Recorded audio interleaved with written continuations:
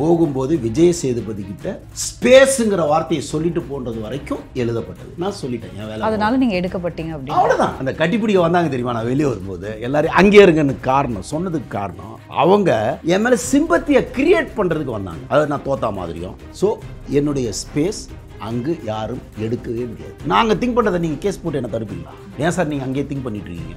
உங்களால் சொல்ல முடியுமா? நான் அங்கே இருந்தாலும் திங்க் பண்ணிட்டு இருப்பேன். இல்லாமே அதை நான் திங்க் பண்ணிட்டு தான் நான் அங்கே தானே இருக்கேன். சிம்பிள். நான் விஜய் சேதுபதி சார் கிட்ட சொல்ல வந்தது அதான். அந்த டைம் இல்லாதனால டக்கு நான் கரெக்டாக சொல்ல முடியல. இங்கே நான் சொல்லியிருக்கேன். என் தாட்ஸ் நான் எங்கே இருக்கோ நான் அங்கே இருக்கேன். இந்த 100 நாளும் என் தாட்ஸ் அங்கே இருக்கும். உங்களுக்கு கிடைச்ச ஒரு வாய்ப்பை நீங்க தவற விட்டீங்கன்னு நினைக்கிறீங்களா? இப்போ காலையில் அன்னைக்கு காலையில், அதாவது கேம் ஸ்டார்ட் ஆன அன்னைக்கு காலையில் பிரவீன் ராஜ் இருக்காரியா, அவருக்கும் திவாகருக்கும் சண்டை. ஓகே, ஸோ அந்த சண்டை பார்க்கும்போது ஐயோ என்ன இப்படி அடிச்சுக்கிறாங்கன்னு வந்தது எனக்கு. பிரவீன் ராஜ் மேலே எனக்கு ஒரு சின்ன இரிட்டேட் இருந்தது. அப்படி ஒரு சவுண்டு, அப்படி ஒரு நாய்ஸியாக இருந்தது. அதை மைண்டில் இருக்குது. ஆனால் அவரை நான் எடுத்த உடனே குற்றம் சொல்ல என் மனசு வரல. அன்றைக்கே நாமினேஷன் வந்துருச்சு. அன்றைக்கி மதியானம் 3 மணிக்கு பிக் பாஸ் கூப்பிட்டாங்க.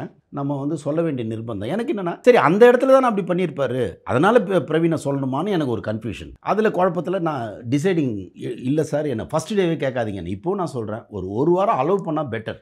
இவங்களுடைய ரூல்ஸில் ஒரு வாரம் வேறு டாஸ்க் கொடுங்க, டஃப் டாஸ்க் கொடுங்க, அதுக்குள்ளே ஃபில்டர் பண்ணுங்க. ஆனால் ஒரு வாரத்துக்குள்ளே இவன் நல்லவன், இவன் கெட்டவன், இவன் வேணான்னு சொல்லக்கூடாது. இவனை வெளியே ஒரு வாரத்தில் எப்படி இங்கே அனுப்ப முடியும்? இப்போ பிக் பாஸ்க்கே ரூல்ஸ் சொல்கிறீங்க. நாமாமையா ஒய் நாட்? நான் டைரக்டருங்க. நான் அதை தவற விட்டேன்னு நினச்சவங்க கிட்ட நான் என்ன சொன்னாலும் அவங்க கன்வின்ஸ் ஆக மாட்டாங்க. ஏன்னா முடிவு எடுத்துட்டாங்க நான் தவற விட்டுட்டேன்னு. எனக்கு தெரியும் அது எழுதப்பட்டது நடக்குது. நல்லா கேட்டுங்க. அது மாதிரி நான் பிக் பாஸுக்கு வரணும் என்பதும் எழுதப்பட்டது, ஒரு வாரத்தில் வெளியே போக வேண்டும் என்பதும் எழுதப்பட்டது.